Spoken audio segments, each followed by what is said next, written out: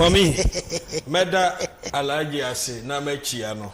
Say after 12 minutes no or de ne kasa no aberi e no hu se mense no kre nti assalamu alaikum nagode my brother anopai me kranche sema me de na me Proverbs 3:27 or say do not withhold good from those to whom it is due when it is within your power to do it.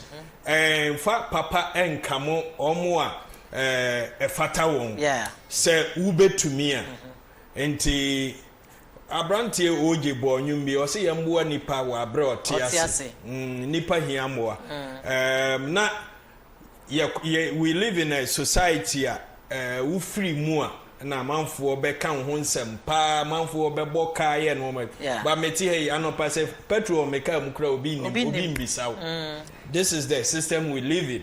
Enti me show obi ankran wo obi a obetumi aye no papa bo modern aye men twan ma bibi nse answer. Enti ye beda ase mommy de edi kan budget ya ho asem de reckon na me feel say ye compare flag bearers any vice president. Mommy me ba dem ha me hu enoma bebre enkane asisi so akonya sia ne ade program na ekoso ne oso kane an me nim no dabi ebeye nhwehwe animu se obi beba emra ye beso kane an opese me hu se ona so kane an nti samre na obi ginjina kane an eye nhwehwe animu enti for me I will prefer vice president a omaba kwa omo penso.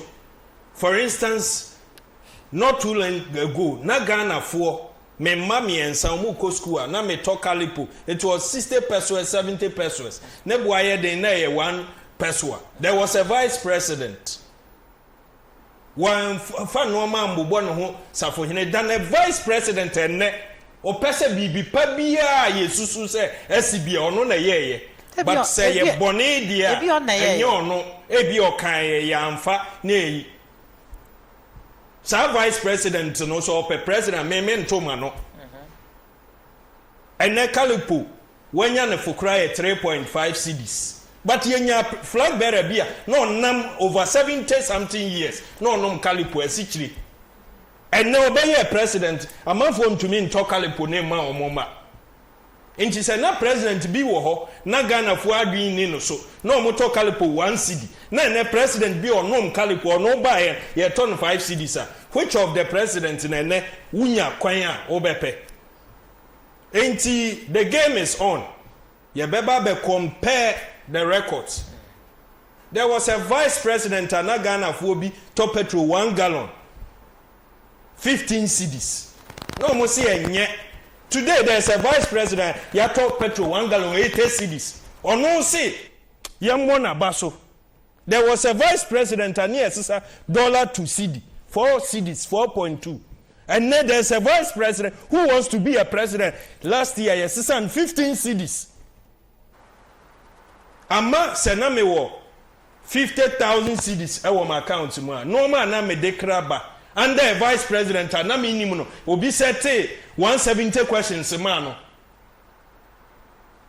and then the set questions no be a vice president me say 50,000 me de costs $1 e beka kuma bi me ntumi nkras ano man sa nipan me nsrese Ghana ni bia nto aba man no me ye o man panyini no into the records are there we will come with it. Let's go into the budget. Okay mommy for the past 7 years in afibia per emra article 179 of the 1992 constitution and the Public Financial Management Act 2016 na John Dramani Mahama na president Act 921 ye nhihye se ye ntwen ma afene nso ansana ye de kwan ya yebetoto yesika na de ebenya sika ye ka yebetua oman no ho bra no ye de abanti emra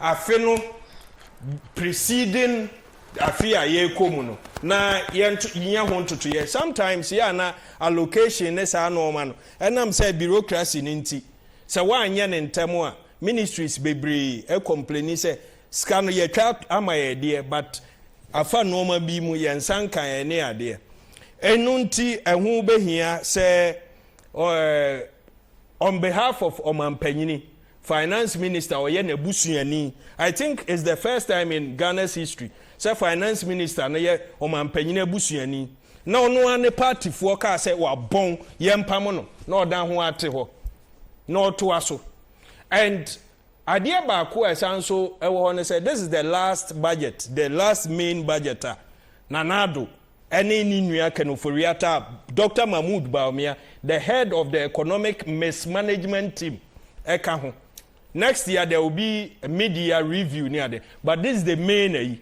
enti enoma bebre na ebekoso the edi kan Ghana adwumafo apre akatua ntumu they were looking for 75% aban ni omukotena ase about 23%.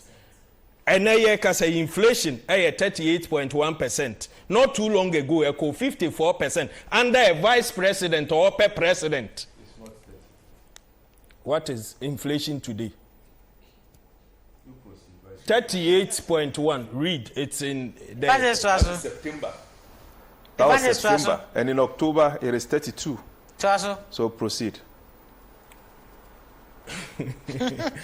I would always prefer a vice president minimum and now on kasapi on the entropy na under him no inflation ye 15.4% than a vice president or kasa bebre na opese bibi ye bia ono na ye de enye no obeka se nyo no na under him inflation call 54% and anko sa good and growth GDP and in some 93%.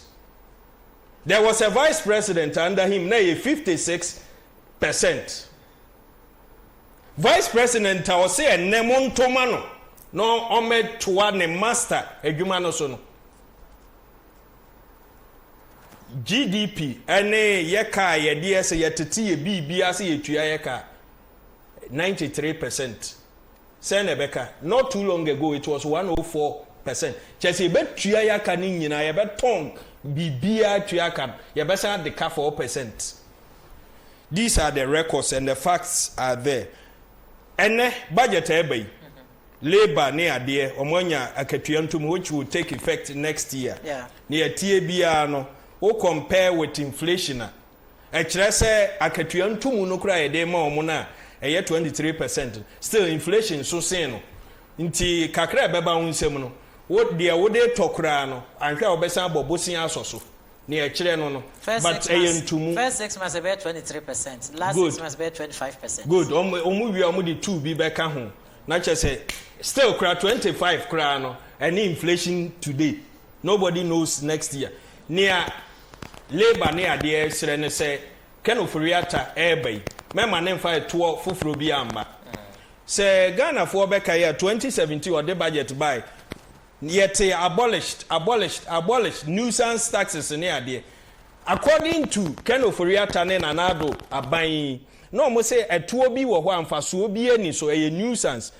Now for me se metenasi adwen ho amente ase eto bi a di taku anasempo aba say yemfa nchikire oman no eye de ye nuisance eye de na mfaso oni so e bia de o tua no e na esu but skaninya banko ade a yetumi de bobra driver unions na e kan road tolls yes e bi say emra yes e bi say mema nemba meanwhile na ye wo road tolls wa ha Dr. Mahmoud Bawumia vice president of say what the 18 and above now voter idea to abama no mane maye president no emre bi omo kan say omo ba omo mbobosia mfa nchikire oman nanado boshe na bia amaye bisa vice president Dr. Mahmoud Bawumia the head of the economic mismanagement team amane ka say say ambobosia mpo ayakwante mpo no yesisi road tolls yebenya sika ye hwe de akikire oman no ene road tolls abolish yetwam Unim say Minister for Roads and Transport, or no say an another busiani. I am a quarter, and also Nkodanche and Wetchem. And ABC Emra BC member, good. every year it was estimated say na omaninya about 78 million. 78 million, madam. Uma mu 1 million kura wiase nyina betemenka. Omani nyina na sika yenya no. Na roto meko mikro mu emfantia. Mecha praso 1 CD. Miura Cape Coast no 1 CD, 2 CDs, meba another 4 CDs. Mediama aban that 1 CD na ha me. But ya buan one enya 78 million. Afibia ni ye tumi di ye bibi ye twam nti sa 78 million ene aban nya sa sika ne bi. Ya tuagu dwumafo omo ekra no ma de ba o mamu ha. The last time I checked, you were not the moderator. Thank you. You are my friend.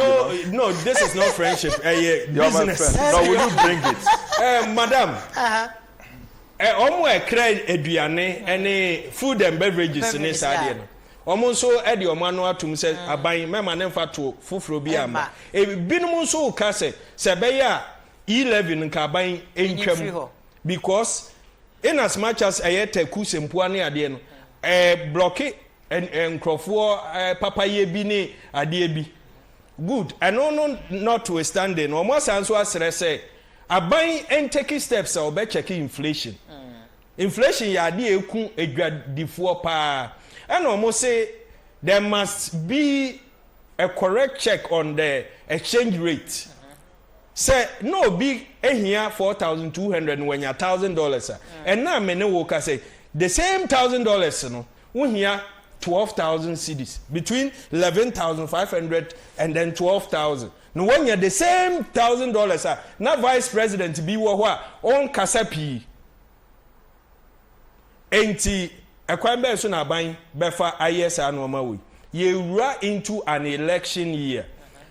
Ghana yabako semu every election year aban to me year no ma bi so pesa o sa etena so bi ma ye nyina enim tricks mo nyina na mo so mo ye bi oh ni ye but na emfa ho kire ne ka embre o man no today well they are working nanado any Dr. Mahmoud Baumia ne Ken Oforiata ye de o man ne mo 2017 no o man ye ka ye die bia ni nyina ye 120.2 billion. And now mene wo ka say o man ye ka ye de me check it from 2022 September na ye 575.7 billion.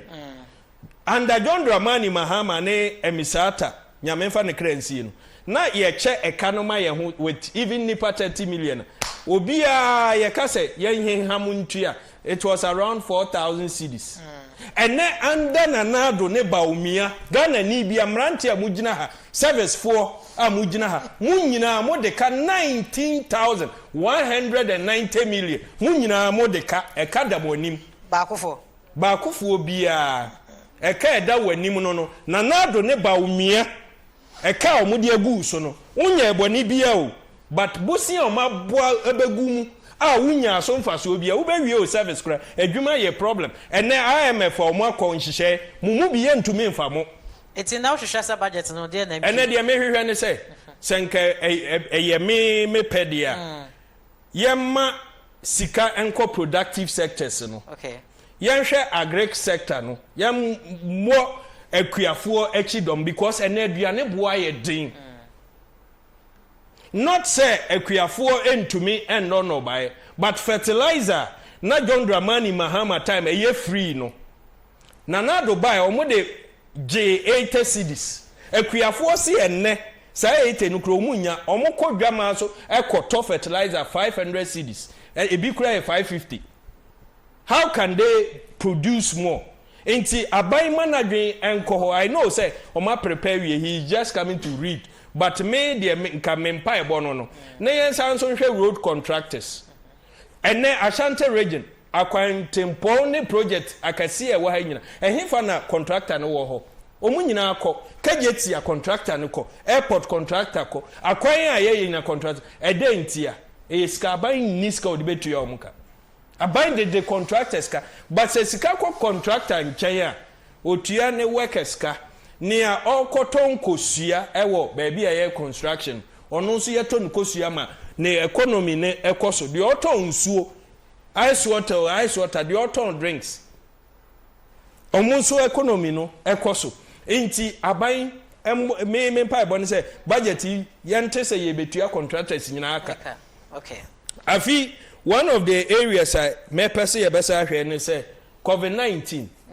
about 2020 records ne kire say sika donors ne IMF World Bank African Development Bank ne ade de bre oman was around 22.5 billion dollars so alaji nyintu onyintu but the records are there the records are can oforiata bar parliament ye born say umbebu akuntan or say almost spend out of that 12.2 billion which means COVID by sika yenya na bi ka echire but Ghana for tua COVID-19 levy in fear say ni mienu and still counting. Why are we paying it? In Suwani Kania, mo be kachre Dr. Mahmoud Bawumia na Nado ni MPP for be kachre free. 2 years to 3 years. Why are we paying for it? Okay, say almost say free. Sanya omoka se ma ensese Ghana ni bia agi efa ni serious yemfa nto nche. O me kachre say free and ye tua through COVID-19 nti na enye free. Good. Kwadwo opon nkroma be kachre Ghana for say bibia ni ho ye free nti monto adwum say ye chemu nsuo ne ye nada. It was an election year no mo pemo mo vote and they got some of you yeah braso eno ne ndan che no ene say ye tua omo me kan kire ye say ensuo ne kane na omo de ma ye free na ene ye nim say ye free no aban bo ho ka say enti ye tua duru say ana ye tua bro okay so mo anya ne sadia for me never again NPP must never come near power so my Ghana babunu bia ni wo we so to abama NPP okay medase when are realistic when e ka nokre madam Alhaji eka say omo na enya the longest single digit inflation but when to me and fa figure na anto no wan kire how long but the meye wo me phone so I say the longest single digit inflation in Ghana. This is what I got. I said in 31 months of single digit inflation. Okay, it was 8.8 from December 2012 for 31 months. Everybody can find out. Mbabunu mu phone mo check it. Na mo hwe me ne Alhaji. The Okano Krewo platform is the longest in Ghana's history, 31 months from 2012. His Excellency John Dramani Mahama was the vice president. In the middle of the year, he became the president. Dr. Kwabena Dufour was the finance minister. These are facts you can check. Good.